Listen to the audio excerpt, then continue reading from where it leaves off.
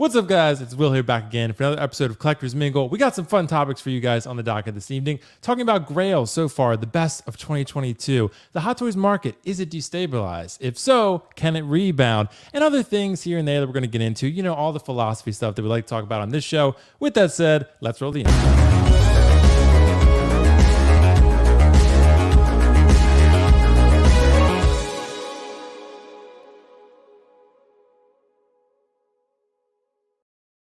Yo, look at this amazing panel you got here. We got Carlos, the financial advisor, Marco, just the advisor on relationships, life advice, everything, Leal himself, 160 man, the master of live streams and comic books and collecting, and Dean the Dream for the ladies, the sex appeal, right, Dean? Is that what you're here for? Yeah. You know, you did the Job of the Hut thing. Remember that? That went viral from what I remember. Yeah.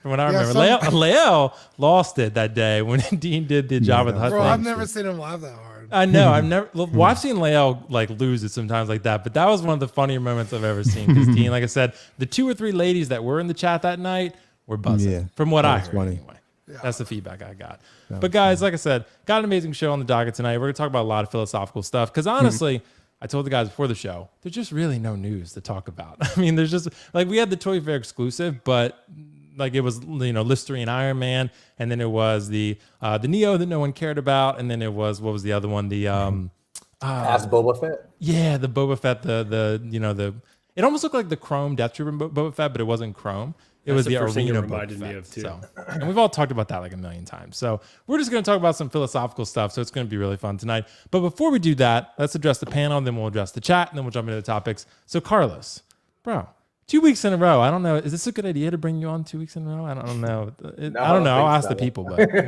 how you doing, man? Idea. I'm doing good.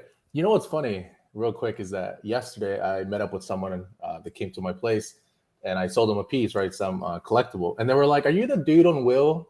I was like, "Yeah, that's really." Me. Yeah, he's like the rich guy, right? I was like, "Yeah, that's me." So did he know about the chair? No, he didn't know about the chair. Okay. Like, you're the one you told me not to tell people about. You were like, dude, do not tell people about this chair. And then I literally posted on the live stream like that night. I was like, don't tell people about my cars. Carla owns an Audi. No secret is safe with me, dude. No, apparently not. Yeah. But dude, thanks for joining, man. And you were flexing on us with that J&D like right off the bat. So well, I had to, because everybody keeps talking about my pan collection. So yeah, you have a diecast pan collection back there. So I mean, it's Oh, give us the 5x zoom, bro. Hold on, let me solo you. I'll give you the solo. Hold on. There you go. Oh, look at this camera quality. You are like you're zoomed like 500%. So this is 4K. Yeah, this is 4K. This is back in the day, the quality. This is 144p.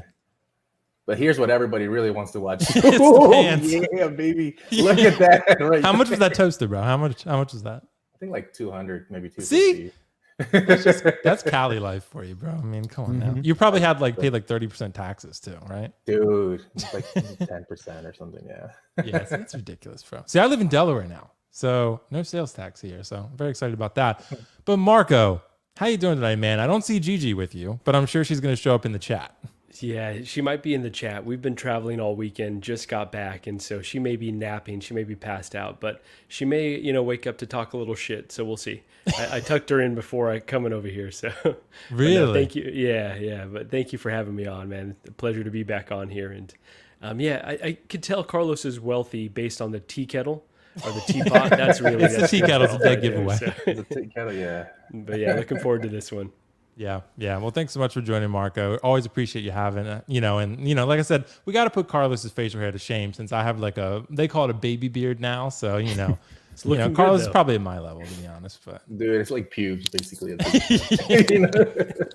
Yeah, dude, I'm pretty much at the same point. So, but Leal, Beard God Junior, I guess I would call you, because Mario, they're all going to be one Beard God, but you're pretty close. You're like right there in the same tier. But how you doing tonight, man? I'm good, man. I'm good. Been cleaning all day. I had to clean really? down here. Yeah, because I got all my minted comic book collections, and I got them all in boxes. So if I had to actually take all the boxes, well, half of them that I had in storage and move them in a certain section, because I'm no longer I don't like keeping myself in storage anymore, because I've heard like strange wars now, like strange stories where people are going through, breaking into people's storages at night and stuff like that. Yeah, like around this area they've been doing it. So I moved completely everything out of storage. I didn't have a lot in there anyway, so I just moved it all out and got it here. So I just designated a space for that. Cleaned up a little down here. Cleaned up this desk area, so I feel like it's more space. It feels good. I was working on the Anakin Skywalker video today, so I'm doing that. Yesterday, me and Toy we went out to a jazz concert in the park, so that was fun. I love that. Nice. Yeah, it was phenomenal. My daughter, she had like she was vending at that section because she has her own lip gloss and makeup business. So she was vending there. She made a couple bucks. She made a lot of money yesterday, so I was happy about that. Yeah, man, and we had Collectors Lounge today. It was pretty good for a panel. And hey, I had to change up a heart about a figure that we just talked about a tad bit. You know Iron what I Man? mean? Yeah, bro. Oh, really? You're on your team. You're pro Listerine Iron Man now. Yeah, well, bro, because like I said, I'm getting that. I have that Tom Cruise custom head sculpt coming in, and Is it gonna go in your restroom? What'd you say? Is Iron Man gonna go in your restroom? In the medicine cabinet. Yeah. But nah, man, I don't know. I had to change the heart about it because of just the vision. I guess it's just the long-term vision of what I want to actually do with it. But I mean, it's all things subjective. But yeah, I had to change the heart about it, man. So we'll see how it's gonna go. But other than that, man, I'm ready to go. Yeah, bro. Let's be talk. Fun, man. Happy to have you and everyone else here. And Dean the Dream, bro.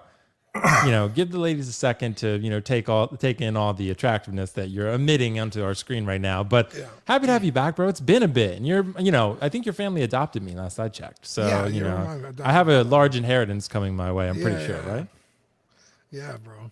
Yeah. How you doing? Although man? I don't know, the other day on one of our videos, some girl in the comments said Dynamite or DJ Dynamite, which is weird because I never talk about DJing on our channel. Yeah. And she's like, "You're the father of my first kid. I'm in love with you." I was like, "What the who is that?" So I might have a son I don't know about. I don't know. Well, I guess you do. So Yeah. well, with that job of the HUD so technique, I mean, I'm sure you do. So Oh, bro. Wow. You gotta just, so from the back, bro. Wait, so you're doing good. You got it from the back. Oh my God. All right. Well, happy to have you, Dean. It's going to be a blast. We're going to have some fun stuff. I got to address Carlos super chat, then we'll address the rest of the chat. Carlos on the panel, yet still super chatting. Pretty impressive. Thanks so much, Carlos. Appreciate you, bro. Boats and Hose. Great start to the show with that super chat. Thanks, man. Appreciate it. Let's address the rest of the chat. Tyria said, hiya. Hiya, Tyria. MB Dyson said the doctor is in. He is indeed. So the collector number 1, what's up? Hope everyone's doing great. Neon Walker said, good evening, everyone. Looking forward to this. I've been thinking a lot about my collecting Endgame the past couple weeks. Good, because we're going to talk a lot about that. Bruce Leon said, time for my weekly dose of the Foxy Feet figure fix. That's a tongue twister. Plus, the chat is always filled with gems. Yes, it is. Renz, the artist himself, by the way, hope everyone's doing well. Renz, I have your art, and I'm actually going to be putting it up here in the live stream pretty shortly, over the next maybe week or two, I think. Because it's so good. Mr. Ebu127, happy Sunday evening. Thanks so much, Mr. Ebu. Mike Fayella, hey everyone. A lot of exclamation points, Mike, but I love that about you. AJ Agarusa, hello friends, hope all is well. Marco Polo, hello everyone. Not the same Marco, different Marco. That's my burner account. It is. And it's probably GG. Dinesh Thea Garaja. I think, Dinesh, I'm getting your last name right. Hey, everyone. Bob Dylan, the man himself. What is up, moderator Bob Dylan? That was Mark Alexander. JP Noble. What's up, Will and Friends? What's up, JP? Angel. Christian Lopez, who's also buying the Pennywise from InArt. I'm very excited about that. Tully said, what's up, Will and Panel? AJ Agarusa's in the house. Doc Smizzle said, is this the brave little Toaster show? It is now, so it's fine. AJ said it was pure 480i right there. Fantastic quality. It sure was. Carlos's webcam is pretty high quality. Riley Ramirez, the man himself. What's up, guys? What's up, Riley? How you doing, man? I want to get Riley on the show, but he's always working or with the ladies on the weekends. So I just, he's hard to book. Let's just say that. Yeah. Yeah, he is, Leo. But KJ Smith, what's up, gentlemen? Docinator in the house. The Hot Toys Nightmare. What's up, Hot Toys Nightmare? Graham, I still got to get you on, bro. I got to talk to you. Can't say that long. Want to say hi, Will. I always love your stream and the topics you pick. Keep it up, man. Thanks so much, Graham. Like I said, got to get you on, man. Seriously. The Commander Gree and hey, everybody. What's up, Commander? Texas Boy, I think 210 or TX Boy. Commander Gree and Carlos. Yeah, there you go. Okay, Luminar, what is up? Hey, Luminar, how you doing? Mrs. Figure Flex Friday. Love Luminar. Yeah. Yep, Brandon Salad, howdy. Gina. Oh, Gina, I still got to talk to you as well. Gina Highway, look forward to the stream. It's always an entertaining way to end the weeks. Thanks so much, Gina. We got to get you on here seriously soon. So, because you have a lot of great insights to share, and especially statue collecting. So we got to get Gina on here. Sable, hello. Bugman, Will, long time no see. How about that new Pennywise? Hey, Bugman, happy to see you. Hope you're enjoying that Gamora that I sold you. That was a pretty good transaction there. Hello, everyone. Oh, we got a super chat. Superhero displays. What do you all think of the third-party Riddler and Penguin? I have not seen those. Have you guys seen those? Because I did not. I did. Were they good? I've seen the Penguin and the Riddler. Was it any good? I mean, it's third party. I mean, the Riddler's pretty good. The Penguin, Yeah. I mean, everybody's going to be subjective about that one. So Penguin suspect, man. If you need Is them it? on the shelf, I guess it'll work. So in other words, they're ass. And we just don't say it. The long but they're and ass, short but of they're it. cheap. So Yeah. Same Yeah. with that Catwoman that came out. Oh my lord. Oh yeah, I did see that one. Oh. yeah. Yeah. So that's what we think, Superhero Displays. Thanks so much, bro, for the super chat. Wayne B, hello, everyone. King Dingaling himself. King, I always love your username, dude. DT Artman in the house. What's up, party people? Adrian Aguirre. Hi, guys from Monterrey, Mexico. Dude, that's awesome, from Mexico. JB Beats and Al. Yo, what's up, guys? Brad K said, love these streams. Well, thanks so much, Brad K. Appreciate it, dude. And let's see. Chris Santos said, hey, everyone. Hope everyone had a great weekend. We did indeed. Hopefully you guys did too. With that said, I think that's the chat addressed for now. So I want to start with something a little bit fun because it's going to be something to think about, right? I want to ask everyone, since there's no news to talk about, we're going to get pretty philosophical and just fun for tonight. Mid-year recap, what is your Grail of 2022? And I'm going to open this up. This can be a statue. This can be a figure. This can be a prop, anything that's collecting, right? We can pull it up, share it on the screen, and show everyone. But I want to ask you guys, so far, we're in July. We're a little over halfway through the year. What's your Grail of 2022? What's the figure of the year, in other words, or the collectible of the year for you that you've acquired this year? And I want to start with Carlos. Carlos. Oh man. Bro, hit me up with your figure of the year. And is it that J&D Joker? Because that's what you're teasing right now. Yeah, I think it would be the it's either the J&D Joker or the half scale Mark 7. So it's either one of those two, but I'm thinking of getting rid of both. So I don't know if that means they're Grails. Bro, But they could still be Grails. But I would say that maybe the half scale Mark 7, just because I love Iron Man. Okay. You know what I mean? It's such a great piece. I would say that's probably the best or my favorite piece so far. Yeah, so this one. I would say this is probably my favorite for the year. So yeah, this piece. Is this because Carlos? Is this worth it? Because I mean, this is like I think a $3,000 piece. Is something? Yeah, like that? it's like $3,000. Yeah. Yeah, it's pretty pricey. Do you think for most this would be like, for the diehard Iron Man collector, you think this is worth it with the light up features and just the it's not die cast, I'm assuming, right? It's probably like polystone or something. So I gave this a 9 out of 10 because the light up, it's all battery, so it's not a power core or a single power source. So that kind of sucks, right? That you can't just press a button and it turns on. So I kind of lower that. And then the arc reactor looks okay, so it would be a 9 out of 10. I will say if you're a big Iron Man fan, I don't know, man. That's kind of a hard one because there's just so many other half scales coming out. But what's the material though, Carlos? I have no idea, but it's great. Fair enough, dude. It's good. It's just that would I recommend this to like the casual fan? No, an Iron Man collector. I guess if you're, in your income level, but I would say maybe it's just depending if the light ups don't bother you. It didn't bother me, so I'm okay with it. So I guess it would be based on that. Yeah. So, but is you picking this over the J&D Joker just the fact that you like Iron Man more? Yeah, it's a better piece overall. It's just the reason why I'm saying the J&D Joker is like it's more realistic because it's an actual head sculpt as opposed to like a lot of companies can probably nail this, right? Yeah. But Queen did a phenomenal job with the half scale for sure.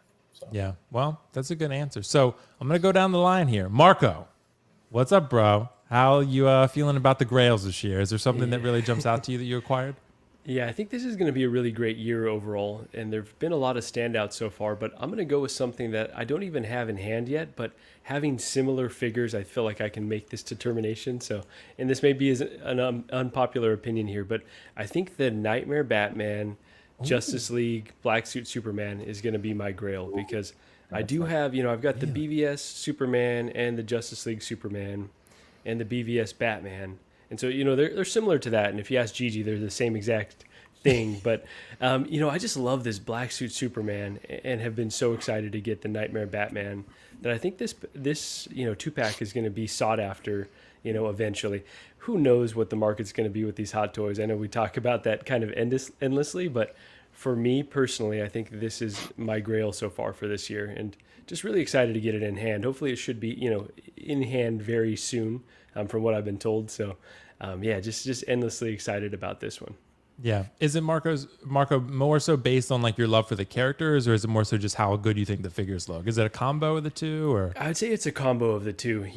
Batman and Superman were probably growing up along with maybe Spider-Man and the X-Men, kind of like my number ones. And so, I'm not the hugest fan of the Zack Snyderverse. I think the movies are passable in certain ways and pretty cringe in a lot of others, but I'm glad that they exist. But I just think some of the character designs are just incredible, right? Like this is one of the best Batman suits we've ever had on film, and to, get an alternate version. And then Henry Cavill's Superman, I think he crushed it. And I'm hoping he's coming back. I know there's buzz about him coming back for Black Adam, but I think this silver and black version, I am wearing my Raiders shirt right now. So, Nice. I'm biased here, but I think the silver and black Superman is just so stunning that I think it's just going to stand out compared to, other iterations of Superman. So a bit of, love for the characters, enjoyment of the movies, and just how I think the figures look overall. Yeah. Well, that's a great combination. It sounds like a lot of positive factors there, positive qualities. So Definitely. that's a good choice. So Dean the Dream, the ladies' man himself, bro, what is up and what's your Grail, dude? Sorry, Leo, I didn't mean to skip you, but when I was showing the panel view was showing Dean next. But Yeah, Dean, yeah. I'm gonna jump to you on this one, Dean. What is your Grail so far of 2022? It's got to be the Game Toys Cloud, I'm assuming, right? It's actually not. What? Yeah. Can I kick you now from the stream? I actually sent the link in the private chat. Oh yeah, okay. Let me pull it up. Okay, dude, you're shocking me right now. Yeah, no. You're not a real Final Fantasy fan, Dean. I know, right? Okay, don't you ever say that to me again. This is the Kids Logic Valkyrie, the VF1J with the what is it called? The armored parts, the GBP. This is such a iconic episode in Robotech or Macross, depending on which one you watch. This statue comes out. It was supposed to come out already, but I think it's postponed until December. I pre-ordered this day one, and I honestly just can't wait for it. It's super cool. It's like I guess it's like a non-scale, but it's about 18 inches tall, which is, it's not super huge, but just like as a diorama piece, it's amazing. Does it have one eye or one LED there in the middle? Yeah, it's got LEDs in the head. The shoulders have some lights, and I want to say, because I know they did that kind of paint where it looks like it's reflecting. But in the base too, Dean. Oh, it is in the base. Okay, yeah. So yeah, you can see they got the cannon, the LED lights in the base, and then the head and the shoulders. Sorry, let me remove the banner and I'll show you guys. So see how it details it all there. Yeah, so this thing, I honestly can't wait for this. I wanted to get the Prime 1 Robotech piece, but I missed it. But then they announced this maybe like 2 years later, so I jumped on it. Obviously not as big as the Prime 1, but it's also like a third the price. So yeah, I honestly can't wait for this. Robotech's like this whole display behind me is all Robotech. So really. Yeah, Robotech's like my favorite show / anime ever. So that's probably blasphemous to say, if you know between the beef of Robotech and Macross. So that's definitely not blasphemous to say, bro, because Robotech is the shit. Like, I love it, bro. It has been the shit since I was young, bro, and like literally, this is amazing. It looks incredible, bro. So yeah, I can understand. Yeah, I can't wait for it. Yeah, it's badass, bro. So, Lael, Grails, bro. What do you got in so far this year that you're really just feeling like over the moon about? Hands down, I would say the Grail, and I'm gonna actually say my opinion is figure of the year right now. Is that Into the Spider-Verse Miles? Plain and simple. I knew it. I knew And the it. reason why I say that is because there's really no accurate head sculpt that you have to worry about because this is accurate to an animated series. This particular photo that you see right now, bro, that does it absolutely zero justice. Like these are the old photos. When you see this thing in hand, and when you get the J's, since you have to get the J's, you have to get your own. When you get those J's and you put it on that figure, bro, and you pose it up, and mind you, don't worry about damaging the suit because they have gone with like literally when it's a gift and a curse because I love the way they did this, but it makes me mad that they didn't do this on every other Spider-Man figure that we have. But it's the suit itself is material. So it moves and you have full articulation. It bounces back. You don't have to worry about the suit creasing. I have my figure exactly like this, with the J's on. I've done a full take your position video on this, and literally I had to edit it down from an hour to about the amount of time that I had with it because it was so fun posing this figure. If you have Gwen next to it, it's an excellent display on your panel. Literally, it's everything that I wanted, and it kind of reinvigorated my love for Into the Spider-Verse as one of the best cinematic comic book films, in my opinion, up the top 5 of all time, because of how great it's been done and how it's been received. But yeah, bro, like this figure, like literally with the amount of accessories, everything you get from it, the swappable, accessories as far as the clothing, again, you can get rid of those. What are those? And keep them in a box and just get your own. I got 2 pairs of Jordans that I can swap out and use at any given time. But this figure, literally, man, is phenomenal. And no matter what figure comes out after this right now, this will still be my number one release of 2022 because of even when I'm looking at a display. And you know what? Well, the dopest part about this is how we get those cardboard pieces that we never really use in the back. I love it. Like I can't imagine this without it. His or Gwen's. I can't imagine you displaying that figure without it because it has so much presence and it complements the figure. It's so well, bro. It's so well done. Just the ingenuity, everything that you can do with the figure, like you can even use that backdrop as a graffiti layout. Bro, it is phenomenal. And they did such a great job. And I'm like, this right here, as being an animated figure, is Hot Toys at its finest. Like they set the bar so high with this that it's nowhere else but up. And I think they did a phenomenal job with it. It is my figure of the year, as one of the best releases of 2022. So it's an instant Grail for me. Dude, that's awesome, Leon. You're selling me on it, and you're obviously selling a lot of people in the chat because Christian had mentioned it. I know Tully had mentioned it. Leo's selling me on that Miles. Yeah, bro. It looks really good, man. So, and I had Gwen at one point, like I said, and I sold her because I was limited on Marvel space. So, bro, she's going for 127 right now. Yeah, I know, right? If I want it back, I can get it back pretty easily. Exactly. But the thing about it is, bro, like I was, and again, I will admit, I was one of those because it was delayed so many times. I was like, you know what? I'm done. Like I just don't even want it anymore. But I will honestly say it was well worth the wait. It is so well worth the wait. And if you have that Gwen and you have them together, it complements the figure. And it's like I can't really wait for the next film. I'm just so excited about the next one.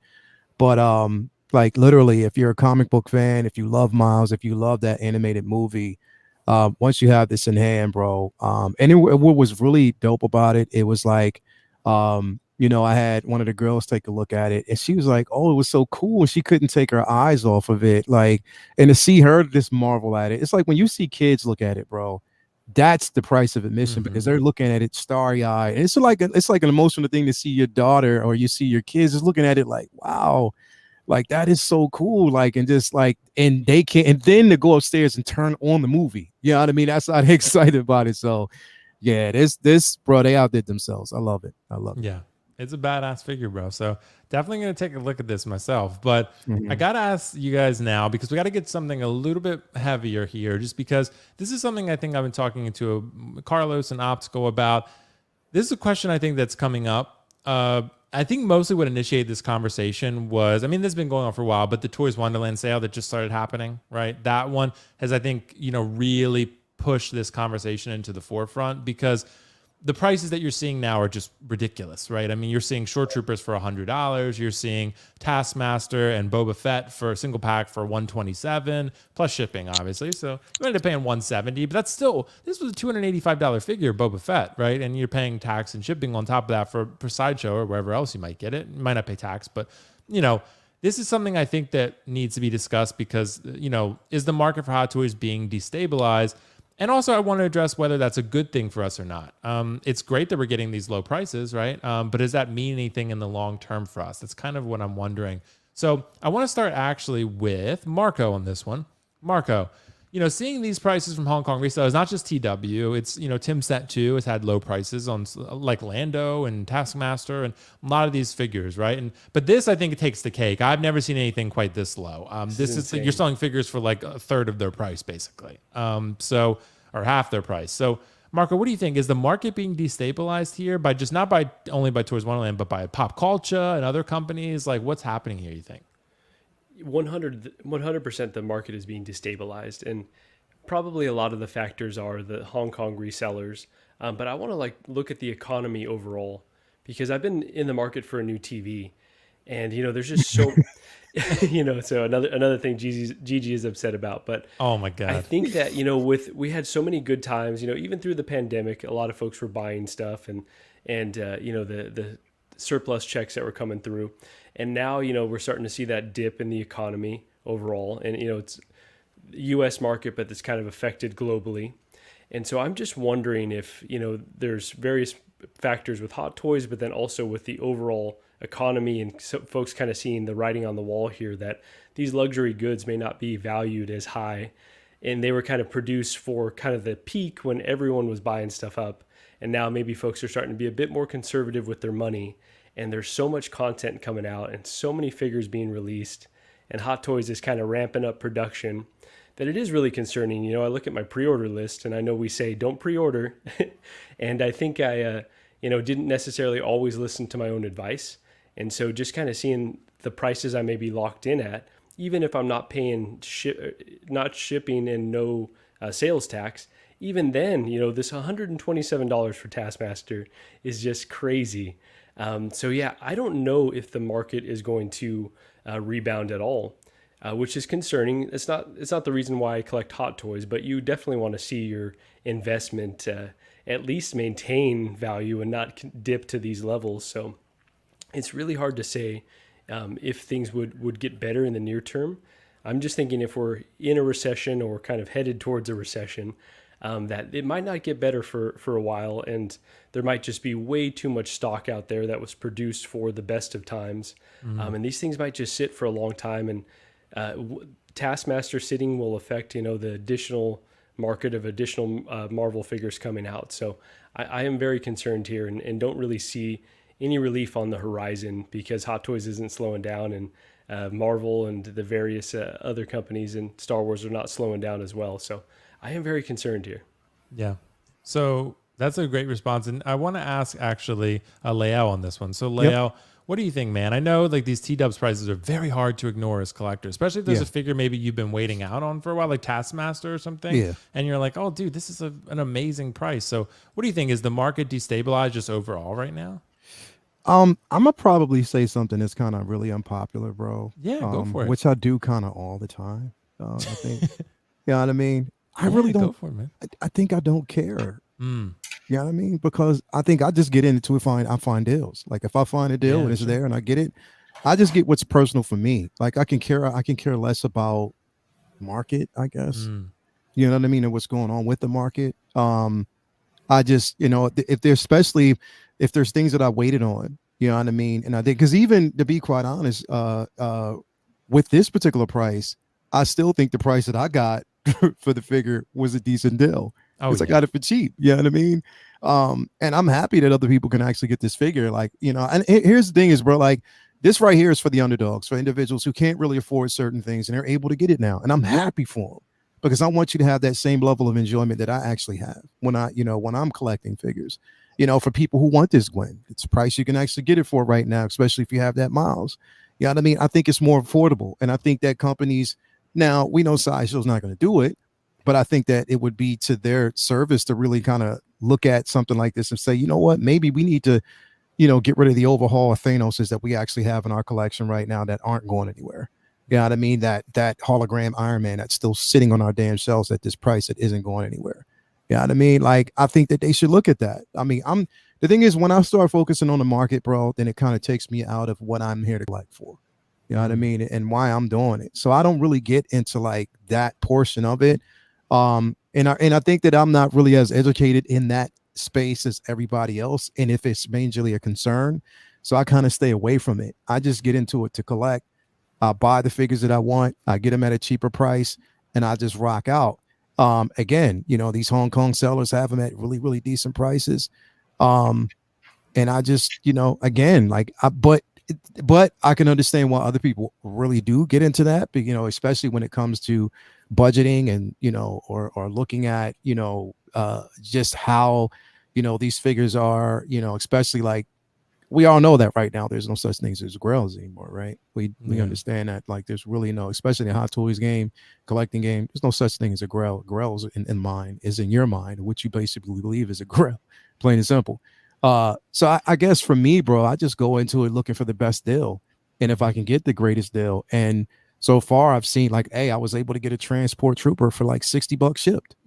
You know what I mean? So I was happy about that because I wanted a secondary transport trooper. So when Din Djarin is released with that head sculpt, I'll have it and I can actually use that head sculpt on that figure. You know what I mean? That was something I had planned on doing for the longest time. So yeah, the thing is I'm happy for people coming in brand new to see because if you look at these prices, bro, this is how Hot Toys in Sideshow used to be. You know what I mean? Reasonable pricing. You know what I mean? So if you look at that and you're saying, oh, I want to collect, you better get it while the getting's good because it's not going to look this way all the time. You know what I mean? Yeah. It's not going to be this way. I mean, case in point, that rescue was sitting at like a fresh 1 something and that boasted back up to 224, I believe, or however that much that is right now.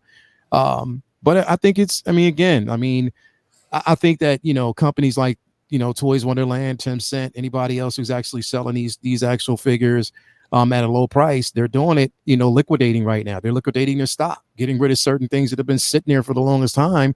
And on top of that, we need to re-up. You know what I mean? Because they might have took losses. So it's like, all right, let's just re-up, make some money before there's an overhaul of everything else. Also, some certain companies could be doing this for spacing issues. You know what I mean? They want to get rid of it. You know what I mean? But yeah, I'm not really, for me, bro, like I said, I'm just happy that everybody's able to get the figures that they want.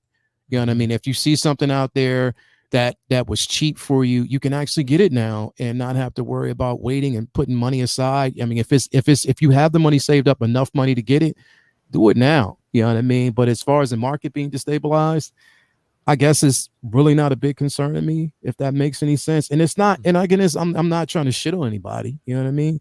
I'm not in that headspace, I guess. Lael, does it make you gun shy at all, though, you know, to order a figure around when it, you know, starts shipping? Like, would it make you more inclined to wait a little bit? Because that's kind of where I'm feeling now, where I like to get things around when they release, but it could be a few months. But yeah, that's where I'm at. That's where I'm at, bro, because that's how I was with the Taskmaster, bro. Because remember, we had talked about it, and I waited. I was like, I'm waiting for that. I'm not getting that, whatever. And then I saw it at a reasonable price, and I was like, oh yeah, I got the points to do that shit. Let me get that. Like, let me do that now. I had the points to do it. I got that thing at a really decent price. And you then feel smart for waiting, right? Yeah, you feel you super smart. And then basically, like, you know, when I saw this, what happened like a couple days ago. Now, mind you, though, let's talk about this really quick while we're on the subject. Yes, these are decent prices, but that DHL shipping is not, because that shit right. went up. You know what I mean? So if you're smart about it, if it's something that, you know, look, it's a figure that I was going to get, but I wasn't going to get it for a while. just go with the regular, like I guess the fast post, whatever. It's cheaper than DHL right now. If you can just wait for like 6 to 12 days to get it, or 2 weeks. I mean, you were going to wait anyway, so just do it. Not that bad. It's not that bad at all. I mean, that's what I did. I'm just waiting. Like I got that transport trooper. It's going to come by, post. Once it gets here, it's going to get here, and I'm good. I don't care about. I don't have to do day one and figures anymore because I don't do reviews. I do posing. So it's all about, that's where I'm sitting. You know what I mean? So, but yeah, Mark, I'm right there with you, bro. Like I go for deals now. Like when stuff I told myself I'm not getting day one shit anymore. I'm not. If once it's released and if it's still there, then and I can get it, that means I was supposed to get it. You know what I mean? So that's basically where I'm sitting right now. If I'm supposed to get it when it's released and it's available, then I get it. If I don't get it when it's released and it comes down a little bit later, a few months later, and it's still available and it's at a reasonable price and I can get it, it's meant to be. You know what I mean? But I'm just not waiting around. I'm not buying it first go anymore. I'll just wait. You know what I mean? Because shit's tight. You know what I mean? I have to wait right now, especially with gas. I have to wait and just make sure I'm not as rich as Carlos. I don't have that much money like that, man. I can't have like a chrome stove and buy J&D figures and sip wine off of the feet of pretty models and stuff like that. I can't. I'm not Carlos. I can't do shit like that, bro. I wish I could, but I can't. You know what I mean? I can't walk around my kitchen with a glass window, butt ass naked, and just say my name's Carlos. I can't do that shit, bro. You know what I mean? Like, so I live vicariously through him. But I mean, in the meantime, I just go where the deals are. Yeah, I got you, bro. I got you. I love Carlos, bro. With that, bro, I want to jump to Carlos on this one, Leo, because I think I'm interested to hear Carlos's opinion on this. So, Carlos, give us your perspective, dude, on the market being stabilized. I know this is a really important thing to you because I know value is really important to you. Yeah. Before you do it, walk around using butt ass. Put your robe on. All right, so I actually have quite a lot to say about this topic. I wrote a few things down. So it's a bit interesting, right? Because when we look at these figures, back in January, February, I remember you and I were talking about it, and I said about Q3, or I even told Riley, I was like, in July, we're going to see some of the biggest drops because I believe that's when we're going to reach. I remember that, bro. A breaking point of figures at the lowest peak. Because of the recession, it's going to be at an all-time high, or the beginning of it.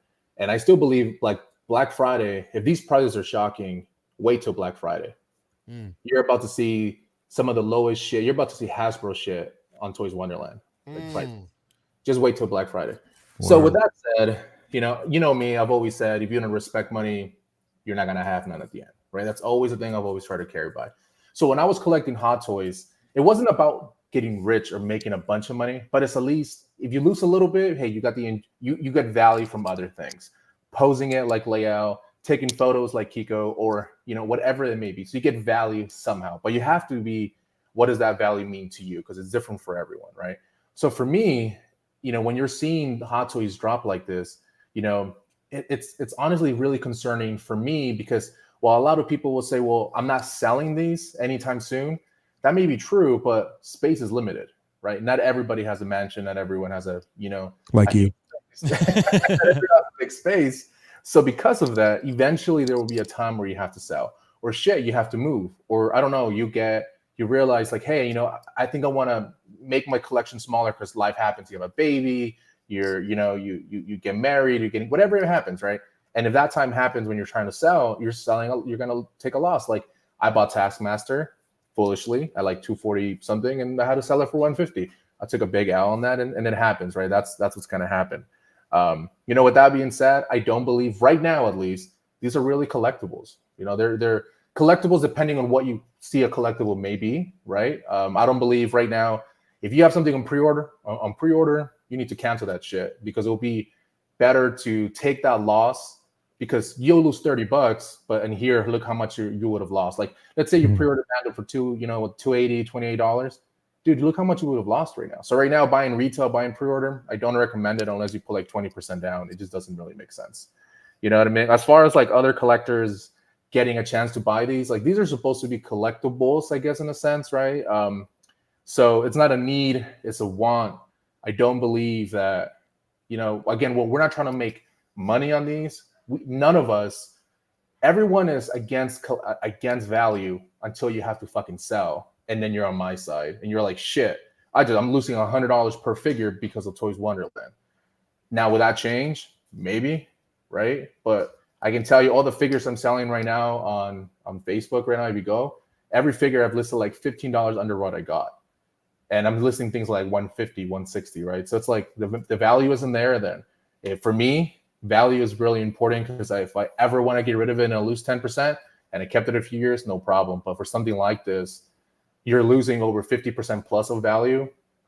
You have to be able to say, well, how else am I making that up? You know, hey, if you're like Leao and you make videos, or everyone here except myself is making videos, maybe you get value from that, whatever you assign value to it. But the average collector who doesn't get value from that or other ways, Hot Toys is a kind of a very difficult thing to collect, because it's obviously going to shit, right? Because we've seen this, like this figure here is like 135 if you pick the 60 to 70 days. Now, whether Toys Wonderland gives you this figure or something else, that's a different story when you end up getting it. But that's the thing, it's just a little weird right now what's going on with this. Whether that's going to fix or not, I don't know. But I wouldn't say right now, retail, dumb, don't do it. Pre-order, cancel that shit, because look at what's going on. And I don't believe there's going to be a small batch thing. People keep saying, oh, there's going to be small batches. Until it happens, let me know, right? Because that's how I feel. It's not going to happen. Yeah. Why would it happen? I mean, this Taskmaster probably costs, Hot Toys, what, $20-25 to make, and they're giving a shitload to Sideshow, and maybe they're selling it, to Toys Wonderland or Tim Cent or anyone else for 50, and they're selling it for 100 or whatever. So they're making money. Carlos, can I ask you a question, Carlos? Yeah. And because you bring up something that's really you said something and I was like, wow, like I had to think about that real quick. Do you think that some of these prices, because we talk about this, we probably been talking about this for like months now, all of us pretty much, where we're like, we no longer pre-order. Right. We're not pre-ordering figures anymore. We'll just wait until they're released. And if it's available, we'll get it. If not, fuck it. You know what I mean? And that's where a lot of us, unless it's something important. I mean, statues, like that's a totally different game. You know what I mean? So you already know that's a different beast. Right. But with figures, do you think that a lot of companies, even somewhat like Toys Wonderland and these other resellers, are dropping these prices because a lot of customers, like a lot of us, aren't pre-ordering anymore, and there aren't the space, like, because pretty much they're not intaking as much money as they thought they would have? Do you think they're like, oh fuck, like we got to figure out a way to kind of cover some of these costs? Yeah. Do you think that is one of the reasons why they're kind of dropping these prices, and the expectation now is with Hot Toys that they're kind of witnessing that a lot of people aren't pre-ordering anymore? Do you think that kind of plays a slight do you think that's kind of like a small, it might be small and minute, but do you think that kind of plays into this as well? No, it definitely does, right? Because when you're looking at it, you're like, well, if no one's pre-ordering, like right now, unless you're an idiot, like, because I fucked up, and you got this Taskmaster at $240, right? You're like, well, why would you do that to yourself when you can actually get it for $127? Because no one's pre-ordering. No one, it would make no sense. So they have to, right? Yeah, you're right. They have to lower these prices to justify so that someone can actually jump on these. Like all these troopers or these tasks, nobody was buying this figure until it became 127. Now people are like, oh shit, maybe I should want this figure. The problem is that people are looking at it and saying, oh, it's 127. Wait till Black Friday and let me know how much this Taskmaster is. Right? They might be like, if you spend $300, we'll throw this bitch in for free.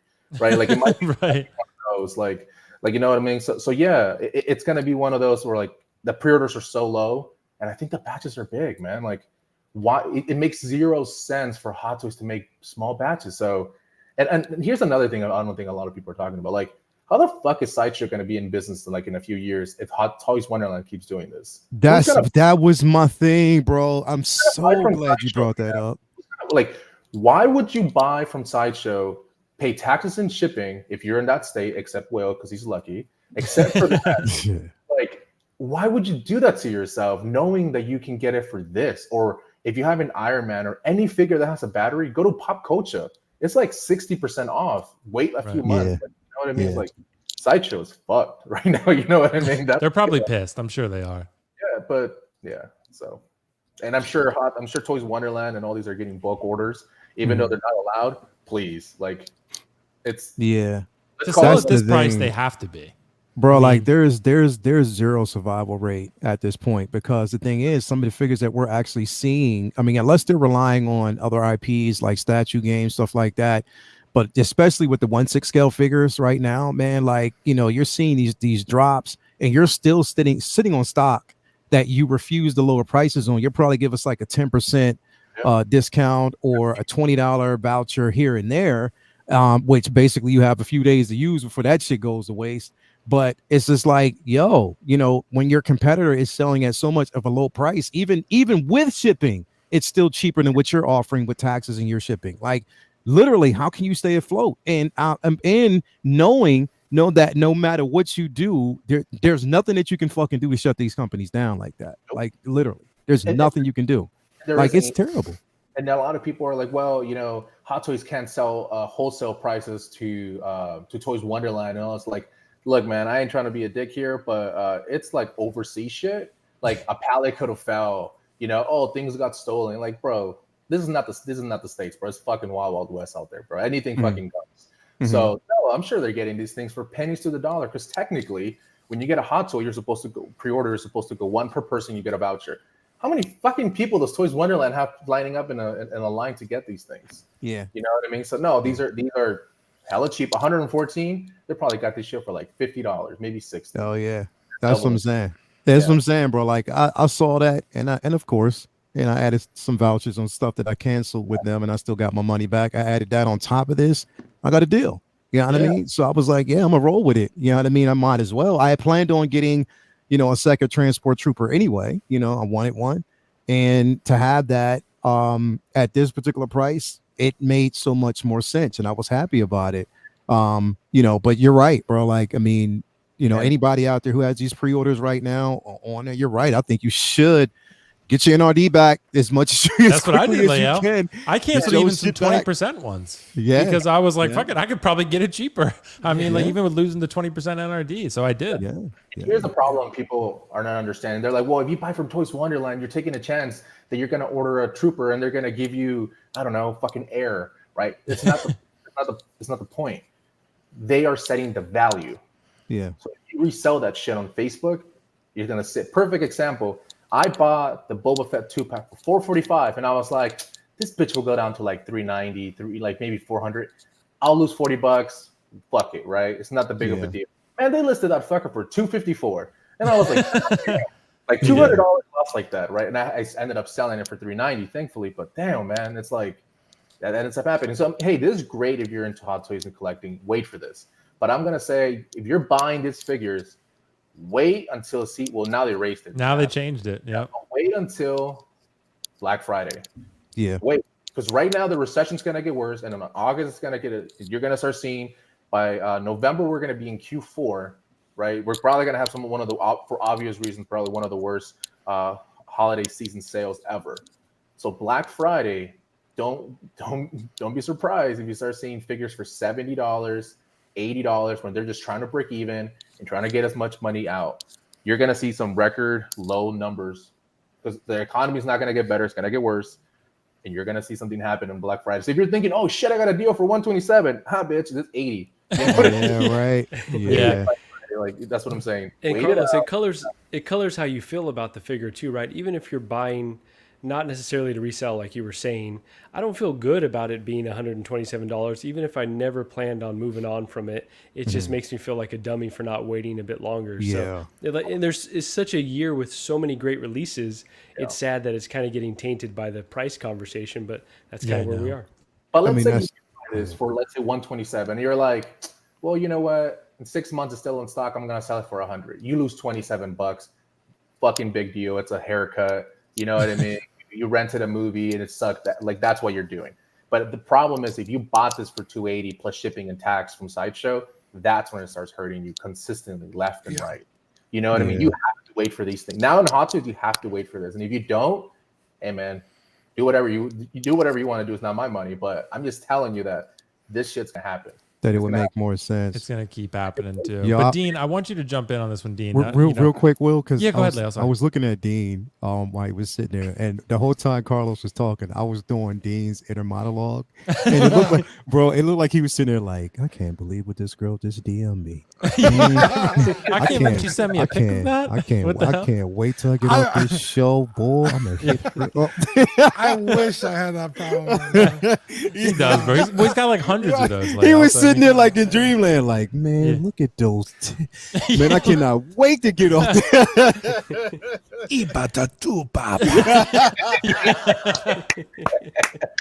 That was for the ladies. Yeah, bro. Dean, bro, hop in on this one, man. What do you think about this Hot Toys market destabilization thing? How do you feel about it? Yeah, I think these prices are getting too fucking crazy. Yeah. And collectors are just like everyone said here, just fucking wait. I'll get it for 127. Yeah. You know, even if the market dips below that, like Carlos said, I lost a haircut, 25, 27 bucks. Yeah. Someone's gonna pay over 127 in a year, right? When this thing's no longer around. You at 127, you could pretty much safe bet you're gonna make some money. But you're not losing if you buy a 127. Right. Here's kind of the problem I'm seeing kind of in the future. Is everybody is thinking this way. I'm not going to pre-order it. I'll get it cheaper. I'll wait. Then Hot Toys is like, well, no one's fucking ordering these figures. We're not going to make 10,000 of them anymore. We're going to make 500. Then you're going to start to have to pre-order these fucking things and pay those top dollar prices again. Eventually. It might not be in a year. It might not be in 2, right? The world's not going to get any better overnight. But why would they keep overproducing if this is what it's going to turn into? You know what I mean? Because if it costs them $20 and they're making 20,000 of them, and they sell half and they're selling them for 50, they're making a buttload fucking money. Yeah. That's why. Because they're in fucking China, they're not in the US. Because they don't really care about the aftermarket value. I don't think they don't. No, they don't care about the aftermarket value. They would have stepped in by now. They would have been like, we're only making what people pre-order. Right. They're not doing that, so they don't give a shit about your value. They give a damn about their pocket. Right. Mm-hmm. So anyways, but Dean, yeah, go ahead. Yeah, I see that becoming a problem eventually, and hopefully I'm wrong. Hopefully we do get to keep seeing sweet prices like this. But yeah, I think it's just collectors have had enough. It's like, why am I spending fucking $500 on a fucking 2-pack when like the value is really maybe half. If that, yeah, exactly. Look at that. Rescue at Pop Culture for $187 plus shipping. Right. That was like a four something. 405 figure, 407. Yeah. Yeah. And it's like, and I said this so long ago on our show when when the diecast Iron Mans were coming out and it just kept getting more and more and more expensive. I was like, stop fucking buying these things because they're saying like, oh, they'll fucking pay it. They'll pay it. Just keep raising the price, and people kept fucking buying them. And now it's reached to the point where people aren't buying them. Yeah.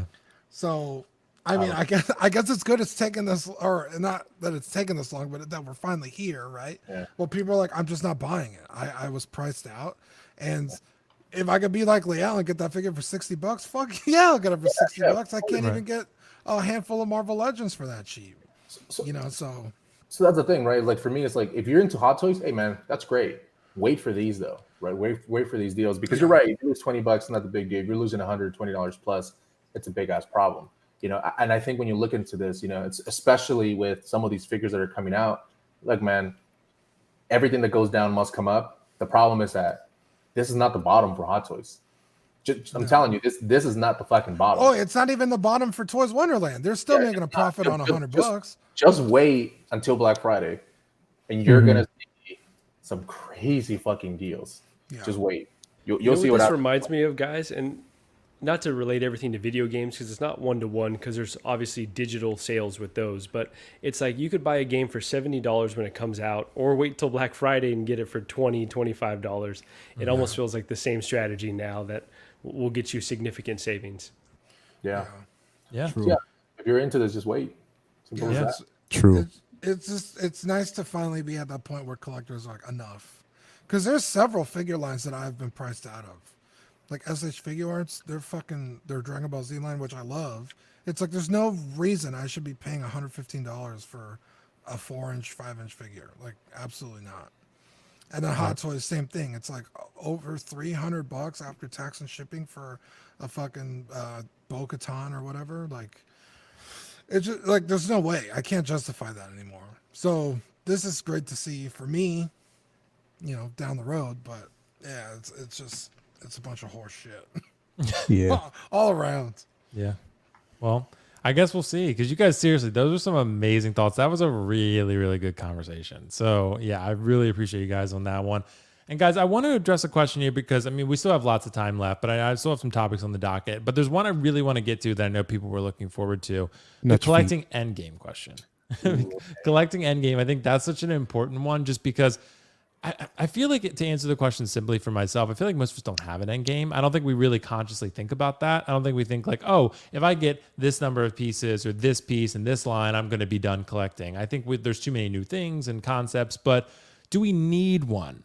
Because I'm wondering if maybe like it'll help keep us in check, or maybe we need to, trim down our collection from time to time. So I want to start with Leo on this one. Do you think you have a collecting end game? Do you think we need one, or do you think we just kind of go after what, maybe we're passionate about? It's hard to say for me because I know what I got into it for, and I just love art. I think for me is that I love art. These are high-end art pieces, no matter if it's a statue, a 1/6 scale, 1/10 scale, diorama bases, vehicles, stuff like that. They're high-end art pieces. They're not just, toys that we play with, because when we actually get it, we display them. We have them displayed a certain way. We like our rooms to look a certain way. I know spacing is definitely an issue, but I think it's, again, like you have, buyers, people who sell, and they basically make space for other things. So I guess it's hard to say if there's a collecting end game for me, because I'm already like so many years in. And why do you have a I'm sharing Riley's collection, bro. Oh, that's dope. Beautiful. Riley's got a collection end game. He's gonna be that's famous. My guy. So, that's my guy. I was trying to pull up a Hot Toys collection. I was like, who has a collection tour out there? I was like, I know Riley does. Yeah, Riley does. So it just kind of just show people, Riley has a beautifully displayed collection. He does, and that's the thing, bro. Like, I think we do it basically to display it a certain way. I like this room to look a certain way, and that's, it's like it's crazy because, and it might sound strange, just because like I told you, I was cleaning today, and when I clean down here and then I start looking at I see it in a totally different light when I see more space. When I've made more space, it looks cleaner. It makes me go around, wipe everything down. I mean, I know what this area is for. It looks like I'm very productive down here with everything I had and how I have it set up. But for me, it's like a collecting end game for me is like, I really think I just got started. You know what I mean? Because of where I'm going and I talked about this on Marco's, his show, is the simple fact that I want, eventually my end game, and not even end game, because like I said, I think for me is like, I'm going to keep going until the wheels fall off, until, I'm forced to shut down. But my, end game is my next step is to get a show out there where we can actually go around and have a talk with different collectors, see their collection, a room tour, get their thoughts and stuff like that, where it's more live, like on like a YouTube. I mean, even if it's a YouTube or if it's a Netflix show, or how we can do certain things. I mean, because I think that's the only way for, us as a community to grow. And I think that would be more so my end game, is that I'm not looking at this. It's hard for me to say that I'm looking at this. I'm not looking at it as a business, because the thing is, I'm very sincere about my collection. So I'm not one of those individuals who'll tell you to buy shit, and then 2 days later you're selling it, and I can see that you're actually selling it. It's not, I'm not one of those channels that basically gets on for the simple fact that I want you to look at me and what I have, and I'm not really sincere about the community, and I want them to basically be educated on what they're collecting and stuff like that. I do it because I love it, and if you love it, I want to give you some tips on what would be the smarter way to approach this thing, so you're not breaking the bank, number one. And I'm not basically, I'm selling you a false narrative. Say what you want to say about anybody, on this panel, whatever. It's honesty. Carlos is honest as fuck. And that's what I love about him. Like, no, I'm dead ass serious, bro. You're honest as fuck. And you need people like that. You know what I mean? Will, you're honest. Dean, Yeah, you're man. super duper honest. Even though you're not looking at, even when you're not looking at your inbox at chicks.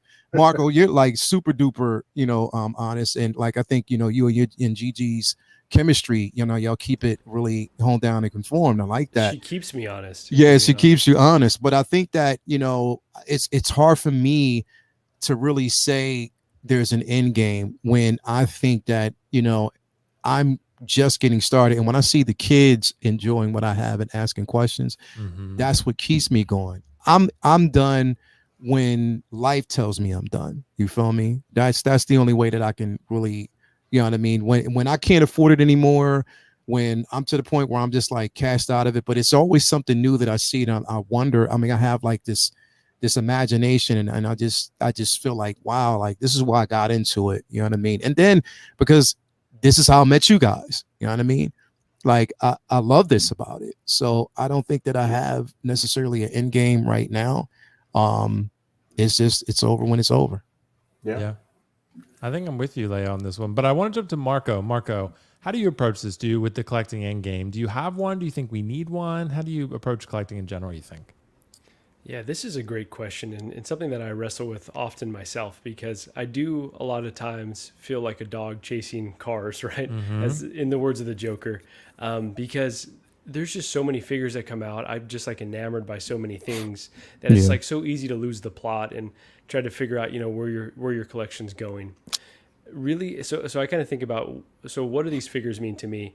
And personally, they're like art display pieces, right? And I think Denobi, I saw him in the chat. He's one of the first people I heard use the term curate, right? Like curate my collection or my art display.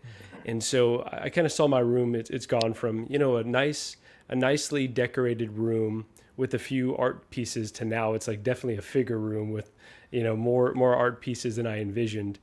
So I think as long as I have unique ways to display them where they look good and they kind of stand out and they're, the figures are really highlighted, all the details are well lit. As long as I can kind of fit my collection within that footprint, or rotate if I need to, then I think that I will be comfortable. But I don't really have an end game in mind, which is scary, but there's just so much content coming out, right? We talked about Disney Plus now with 4 shows a year basically for Disney or for Star Wars and Marvel. It's like there's just so much content, and if all of these things are speaking to me, which so far they really haven't, then I'm going to want some type of representation for all the series that I really love. So I could just see myself continuing to collect as long as I'm have a good place to display them, and as long as I'm enjoying the content and want that representation. I think there's no end in sight. I know Gigi would have something else to say about it because she's seeing me run out of space, but so it's definitely something I think we all need to think about, but maybe it's okay to freestyle a little bit and not have a definitive plan. But I know we talk about finances a lot. As long as there's room in the budget, as long as you're not, getting into debt or going bankrupt over these quote unquote collectibles, I think it is okay to have a bit of an open-ended end game here. So hopefully that answered the question. Yeah, it definitely does. It definitely Mark, does. you So could just collect a bigger house. yeah, That's could. another option, right? That's one way to do it. That's one way to do it. But speaking of Dean, bro, how do you approach this? Do you think we need a collecting end game? Yeah, I think we need more of a collecting Infinity War than a collecting end game. An end game. It's true. It is the better film, objectively. Wow. Yeah. Well, Whoa, hot take apparently. Dean started a war. Yeah, I was actually gonna say, right, Marco's last point is, I think as long as, just like any other vice, right, smoking, drinking, drugs, as long as it's not affecting your everyday life, I think it's okay to keep going, Dean. should we list a few more vices in there? I know, right, Dean? Yeah. It's all that ladies, dude. They've gone to your head, man. Yeah. All those boobies. I indulge in a little, ladies of the night here and there, but as long as there's room in the budget, Yeah, within the budget. Yeah. Yeah. Especially because I could say, like I'm done collecting Final Fantasy VII. And for years I was, right? I had all the collectibles I wanted, and then boom, here comes the remake. And then with that, a whole ton of new collectibles that it's like, fuck, I have to own these. That's like one thing like I for sure collect. So Mhm. even if you say to yourself, like, oh, that's it, I'm done. You don't know what tomorrow brings. Like they could reinvigorate, uh, remake a childhood love of your movie, show, whatever. And you're just like, damn, like I have to have that. So yeah, I think just keep an open mind. If you got the space, you got the money, you're not ruining your life over these things. Like just do you. Yeah. Yeah. It sounds A good. You lost me functioning on the drinking and collectaholic drugs is part, what but Mike the said. rest of it was good, Dean. So yeah, I appreciate that, man. That was awesome. So Carlos, how do you purchase, bro? Collecting Endgame. I know for you it's just 2 life-size statues, right? Yeah. So here's the thing with me, man, when it comes down to this, is that let me give you a little background into my life, right? So you can understand this. So I've had a business now since I was basically 19. So 32 now, a while. And I started getting a little older, right? More and more clients, agencies I manage, decently big ones, right? And one of the things I've realized is that having more choices stresses you out, right? The least amount of choice I can do and take in a day is better for you. So as far as an end game, I guess it depends on your lifestyle and your mental health, right? So some people can handle more stress and keep up with the punches. In this case, more figures, more announcements. So for example, me prior to collecting, I, for example, eat the same thing every day, right? I think it's easier. I don't have to worry about it. I do it. I have nothing but black shirts, like I do the same thing over and over. I don't like choices because I get hundreds of emails a day and I have the least amount of things I can worry about, the better. So for me, collecting was kind of it can be sometimes a stress, things that I don't like because there's so many things that are coming out that is overwhelming at times that you're like, shit, I have my 20 figures and here's another announcement and here's another one and then here's another one. Well, some people can handle better than others. I can't because a lot of my focus go to my business and other things that I do. So for me, I've been lately more and more leaning on like, let me collect a piece that can represent Marvel, represent Star Wars, and call it a day, right? Because that'll be my end game. Because as much as I fucking love collecting, like I love this shit, right? Because even when I quit, I fucking get suckered back in because I like it so much. But my own mental health sometimes tells me I can't because I have way too many other responsibilities in my hand. Like I deal sometimes with, $100,000 budgets, and they're, making sure that I can manage that money for them, right? So that puts a lot of stress on myself. So having more choices stresses me out sometimes and gives me anxiety. So for me, I look at it like that. So I've been leaning more on like, let me sell all my shit and get a Mando life size, and let me get an Iron Man Mark III life size, and I'll be done. Those will be the 2 pieces to represent the IP, and that's it. I'll still come on live streams and talk shit about Toys Wonderland, but and then buy the Taskmaster. right. So that's the thing, right? It's different for everyone. How are you as far as like your mental health? How much responsibilities you got going on? Because Hot Toys can be overwhelming because of all the shit that keeps coming out. Some people can handle it better than others. I have a lot of responsibilities already. You know what I mean? So it just depends, I guess. So it depends on your lifestyle. That's You know what, and Carlos, real quick, because you're right. That what I've started doing, and I've been talking about this. I scale down to just the things that I like. right. It doesn't have to, like, even with Star Wars, I won't collect every figure from the IP. I just collect the figures that I gravitate to the most. You know what I mean? Marvel, it's really what I gravitate to the most. I'm not going to go after everything because I don't need everything. And again, like I said, there's a level of responsibility for us to let people know, stop collecting what people tell you to collect, especially if like literally it's like a used car salesman will sell you anything, and because they believe that they can, not because they believe in the product. You know what I mean? So that's you got to be smart about it. And that's for me, I have to look at myself first. So I'm practicing what I preach. I'm not going to collect everything. Now, down the road, if it's something I was interested, if I have a high level of interest in something, yes, I want that. But if I have an interest in something, but it's not something I necessarily need, I won't get it until something like this happens where there's sales for it. And I'll say, okay, cool. Then I can actually jump in and grab it, if I want it, But at the same time, I mean, again, I just have to be, as long as I know that my kids are taken care of, that I can take my girl on trips, you know what I mean, that the bills are paid, you know, I don't have to worry about spreading myself thin that way. Then I'm all in, and I'm definitely good to go. I mean, because things are priority in my life, and I know there's going to be a point down the line where, you know, I mean, I had to really think about it though, because, you know, collecting, it really started, you know, damaging in a sense my personal life when it comes to, you know, my profession or my love for music. Until I was like, you know what, nah. You know, sometimes if I had to choose between music and collecting go any given time. I love music. That's my bread and butter. You know what I mean? So, you know, that's always going to be my first love. So I can't actually take a back seat to that just because. So, you know, but I've been able to kind of balance out the two, because those are the only two things that I'm focused on when my plate isn't full with a whole bunch of shit. I can imagine how you feel, you know, Carlos, being a collector and then running businesses. You know what I mean? I can imagine, Marco, how you feel, like basically wanting certain things, but then knowing that, you know, you have to compromise, you know what I mean? I even, like, we talk about that level of compromise. You know, Dean, he looks at chicks, so I don't think there's a compromise there. I really don't think that. Yeah, so he doesn't have to really lose anything else. Like, so he, you know, he has chicks to take care of, stuff like that. Will, you live in Delaware, so taxes don't mean shit to you. That's true, bro. It's just fuck taxes. You know what I mean? But no, I mean, it's, again, like, I mean, I think it's you know, it's a give and take. Like, I think it's, for each person, it's going to be different. But I think we all have to be smart. But I think we have an end game. It's just that we probably haven't reached it yet. You know, because we're having so much fun right now, doing what we do and sharing these type of discussions and conversations and stuff like that. So, you know what I mean? Like, yeah.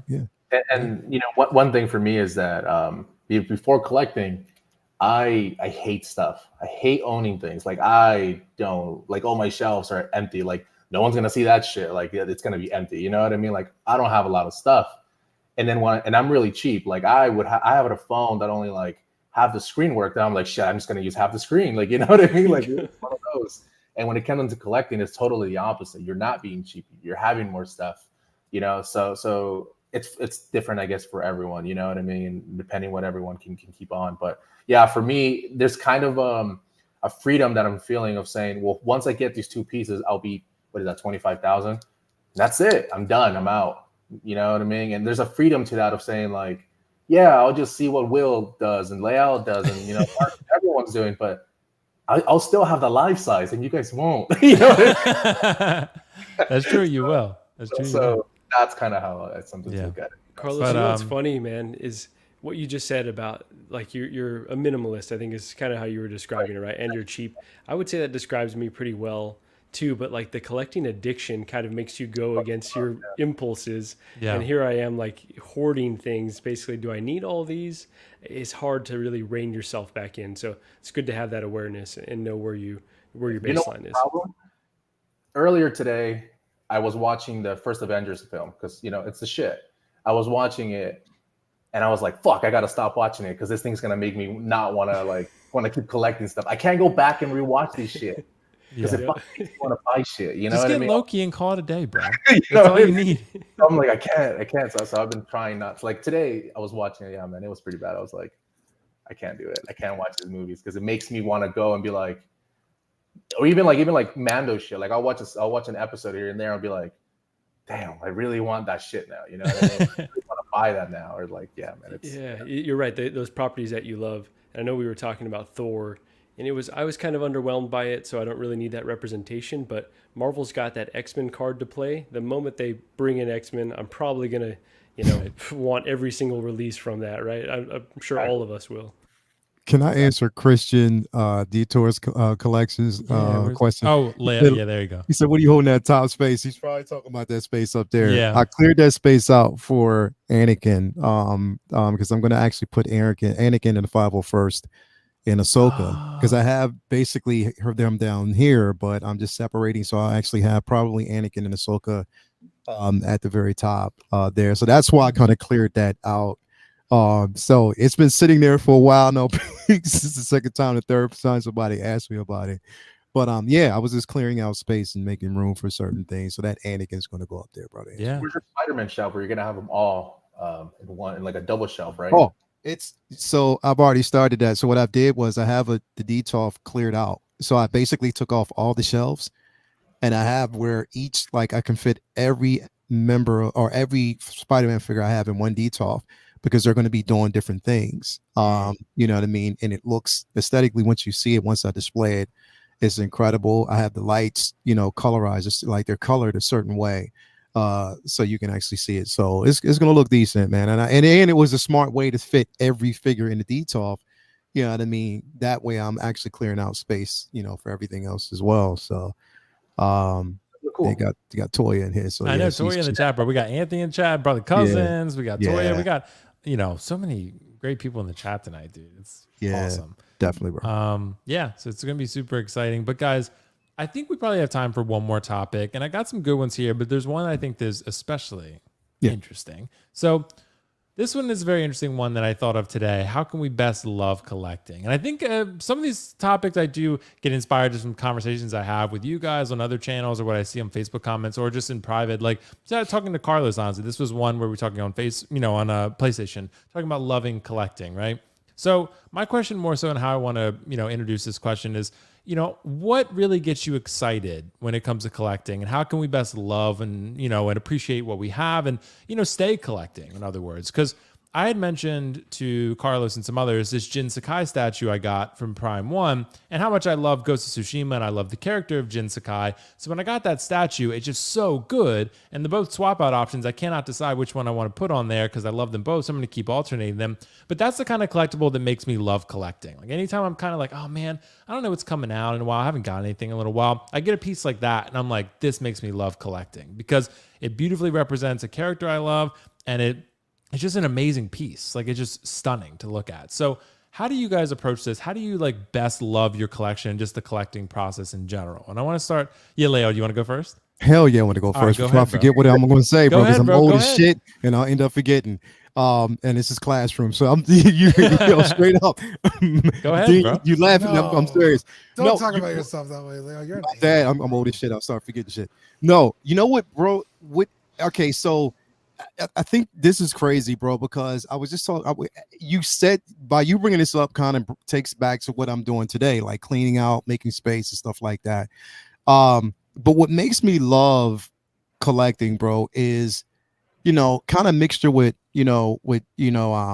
Carlos said, what Marcos has been, like, everybody's basically been saying, like, when you go back and you watch a movie, you know what I mean? Or you watch something and you see it in a totally different light, because you might look at your collection. You might look, and for me, because I love the pose, I'll look at a scene and I'll stop it. And I'm examining that scene and I'm like, yo, why the fuck didn't I think about that? Let me just go back and try. Or if I'm reading a book, if I'm reading my comics and I'm looking at like the graphics and everything, and I'm like, yo, fuck, let me go back and repose. And what makes me love it, bro, and even knowing like my Storm statue is on its way, and I'll actually have that this week, knowing that finally my Revan figure, my Revan statue is on the way, you know what I mean? Knowing these things, I guess it's knowing that the IPs that I love, I can have the representation. So that's the best way to love it, is the simple fact that I watch these films that I go back and watch films. That's Toya. Like, she's probably like sick of me. Like, literally last week, bro, they had a Star Wars marathon on TNT. Oh, like, all last week, they were just showing Star Wars films. And I just, no matter what the fuck I was doing, it was still on in the background. The kids were walking past, like, they would look at it and just keep moving. I know Toya was like, can I? Why don't you just go downstairs and watch it? But I was like, I'm in the living room right now. I'm doing something. So is this on? So why not? You know what I mean? Whatever.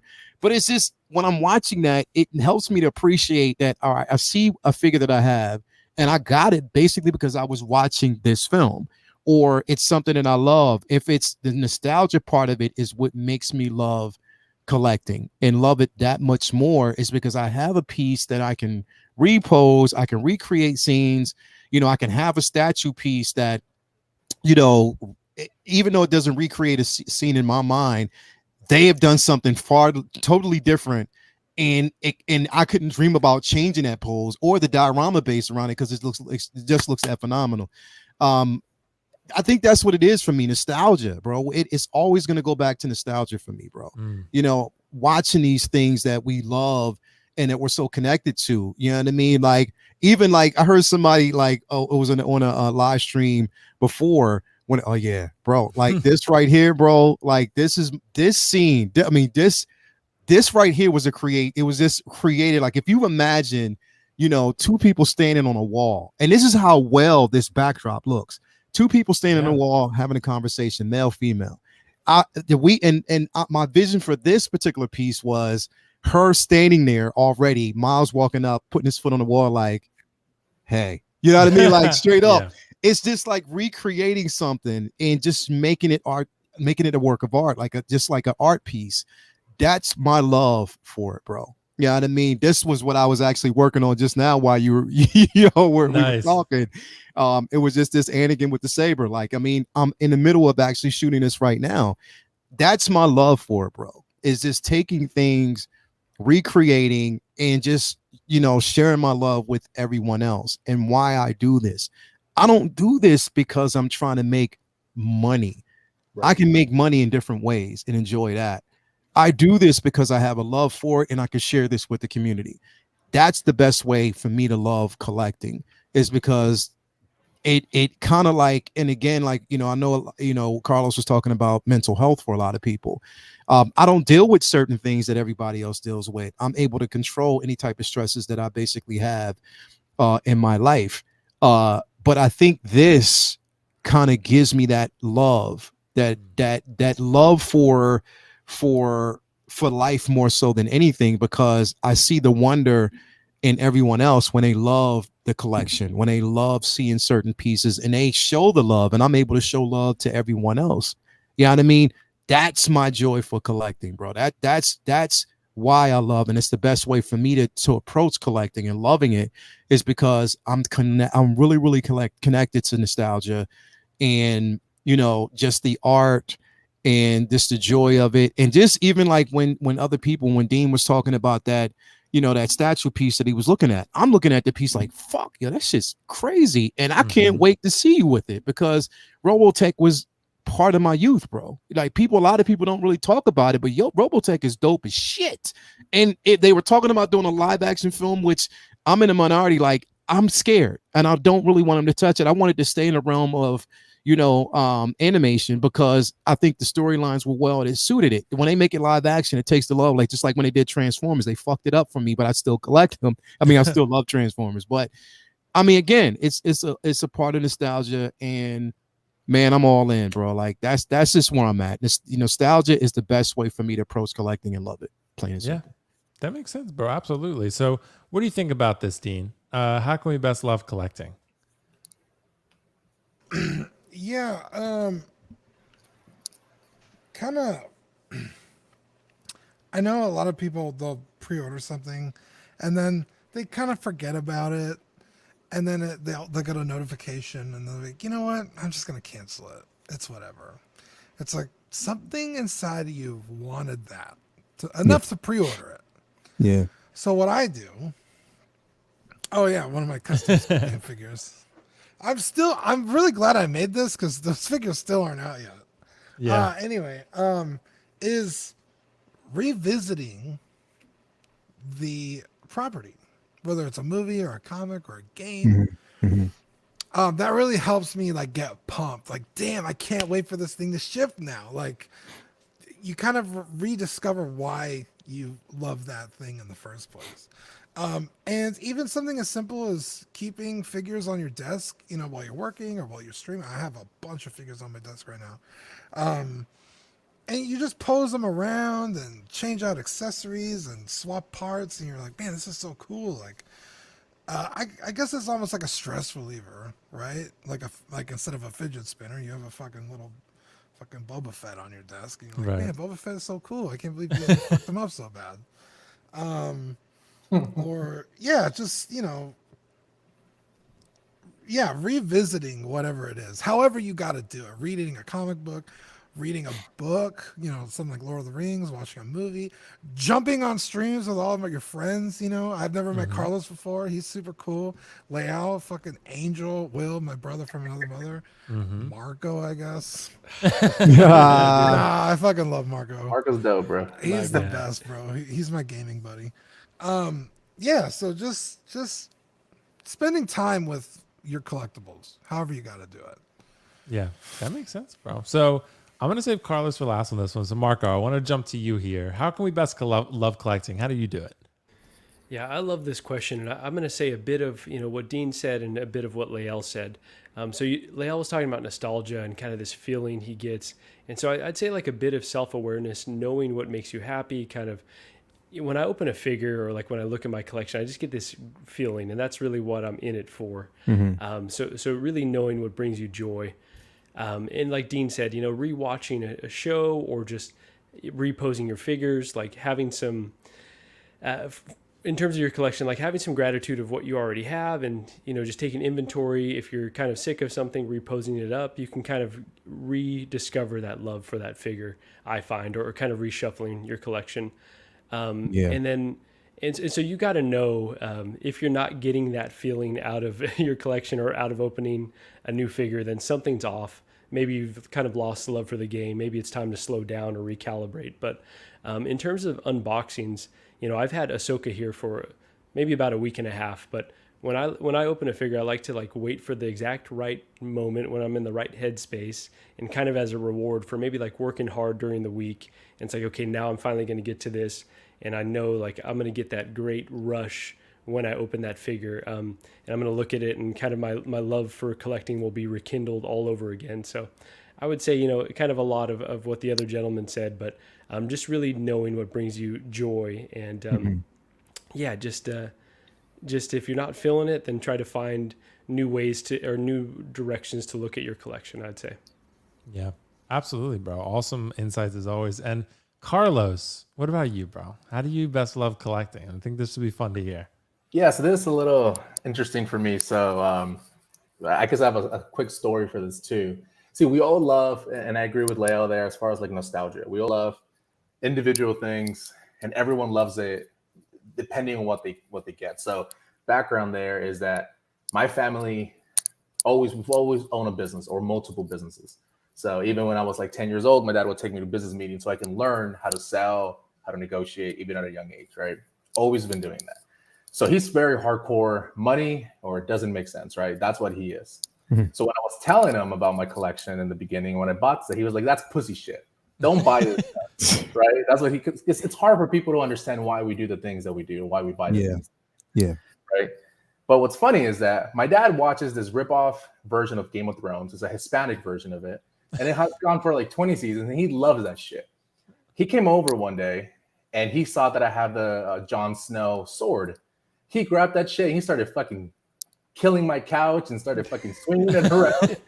and even now, when I told him about I'm thinking of downsizing, he's like, whatever you do, don't sell the sword or give it to me, right? So someone as hardcore as that, nostalgia plays such a big part that he loves that shit, right? No matter what, it's just a sword for him, right? But so I think it's the easy answer is collect what you love, and do really focus on that.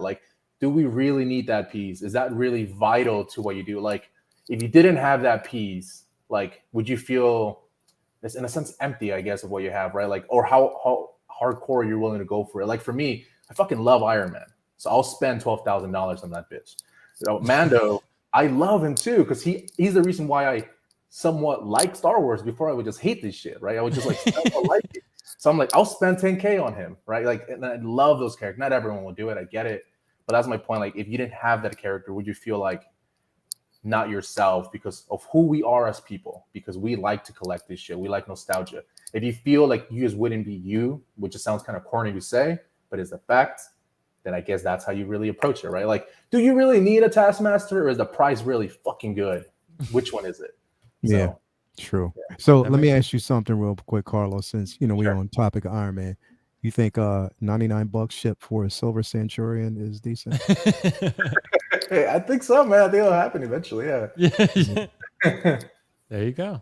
See, guys, awesome insights on that one as well. I love topics like that because they're real feel good and they get us excited about collecting and talking about, just why we love it. So, but guys, I want to jump around to the panel here and see what everyone's has going on, because that's going to be a wrap for our topics for this show. Like I said, I usually try to keep it to about an hour and a half just because I know people's time is very valuable. And, that's pretty good. We covered a lot of content there. So, guys, let's hop around here. Carlos, is there anything you want to plug or anything? I know you don't have a YouTube channel, but is there anything you want to talk about it?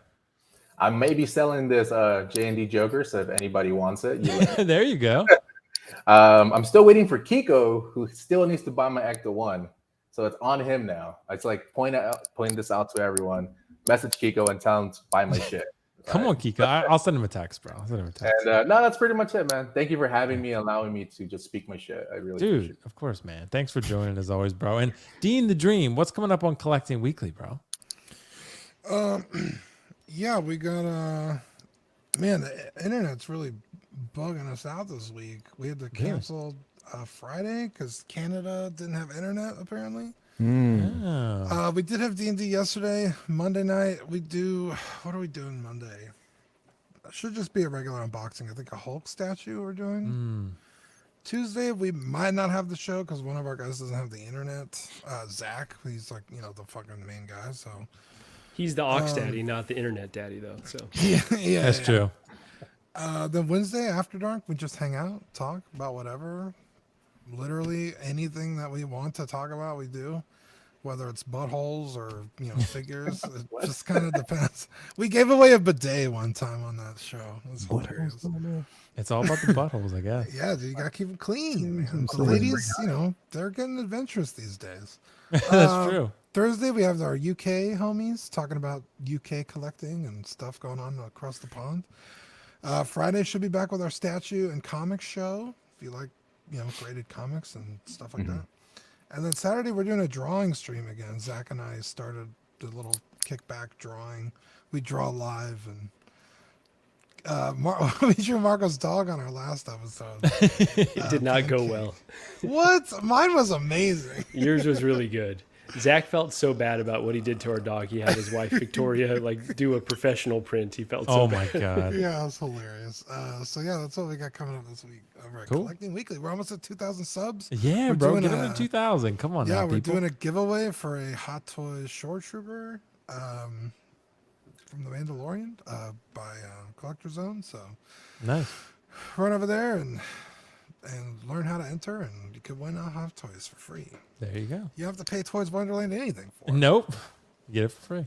But thanks so much for joining, Dean. Of course, thanks for having me, bro. My brother from another mother. Actual bro, yeah. Yeah, exactly. So Marco, what's coming up on 16Fix? Dude, I know you got some stuff with Gigi coming up, I'm sure. No doubt. Will, first of all, thank you for having me. This was an awesome conversation. So on 16Fix, we should have a new episode of the podcast, the She Said No podcast that I do with my wife, Gigi, here in the very near future. She's incredibly busy, so we try to, do them every other week. So, should look for that to drop here soon. And then I also started a new series called Bargain Bin Bros, where I kind of talk about figures that may hit the bottom end and that you should wait on. But I'm starting to feel like it might be redundant because it's every single figure. Yeah, right. So I think I could just say every hot toy you could wait on. But no, we kind of have some fun with it. I kind of do it almost like an NBA draft video. Reminds me of this. Nice. And so yeah, they're fun little ones. Probably do some with my bro Ben Thomas, and so look for those as well. Also, you can catch me on Collecting Weekly just about every Tuesday until they're sick of me. So yeah, check me out over there. But yeah, thank you again for having me. This was awesome. Yeah, of course, Marco. Thanks for joining, bro. Always, dude, you're so positive, man. It's always great to have you on. Seriously, so I appreciate that. All you guys are seriously. Well, not Carlos, but the rest of you. Carlos is positive sometimes. So But Leo, bro, what's coming up, man, on the channel? Oh man, first of all, thanks for having me on this lovely Sunday evening. And great topics tonight. They were decent. I love what we had a conversation about. Get to know everybody's thoughts on that. So good. Tomorrow, today we had Collectors Lounge International. You do it at 12 p.m. every Sunday. Tomorrow is Comic Book Talk with Friends. So if you enjoyed Thor Love and Thunder, you don't want to watch tomorrow's show. Let's see here on Wednesday, we're going to actually have, of course, Say What. Who knows what we'll talk about? That's why I kind of like having it in the middle of the week, because then at the beginning of the week, I'll know where the direction is going to go. So we'll have that conversation. You can find Carlos out there trolling as well. It's going to be dope as fuck. I can't wait for that. I love that shit. We'll have also, I think we have Uncivilized Scoundrel on Mario's channel. So I can't wait for that. Also Figure Flex Friday. We'll be running out this week, so I can't wait for that. A couple of things going on. I'm working on this Anakin Skywalker video for Take Your Position, so that'll be up probably within a day or so. Just a couple more things going, and just getting ready for the week. Getting ready for life in general. So just thanks for having me. Thanks, with this incredible panel of individuals here, man. I love being on it with you guys and talking. So yeah, let's go. Yeah, dude, sounds like some awesome content. Seriously, man. Thank you guys all for joining. Layout, thanks, man, as always. Always love having you every Sunday, dude. So definitely always a blast, bro. You know this. And of course, I'll be there Wednesday. And we always have Lights Camera Collect every Friday at 5:30 p.m. Eastern, and then this show obviously at 8 p.m. Eastern every Sunday. So be on the lookout for that. And all I can say again is thank you to this amazing, attractive panel of collectors, because y'all brought some serious energy and heat tonight to the conversations. Like I said, it's fun doing these sometimes because there's no news and we get to talk about like just random things or, bigger things, right? I think it's better when you have to fly. You just go random on shit. Like I said, when there's new shit, normally you're just like conformed to talk about that the entire. It's like, come on, man, I want to move on. So like having this is dope. I like. We did some soul searching today. Hell yeah, man! It was like a group therapy session, it's right? like a collector's therapy at this point. Maybe I should change the name. So, but yeah, guys, thanks so much for joining. And all I can say is thanks so much to everyone in the chat for the support. And all I can say other than that is, catch you all in the next one. Peace. Bye.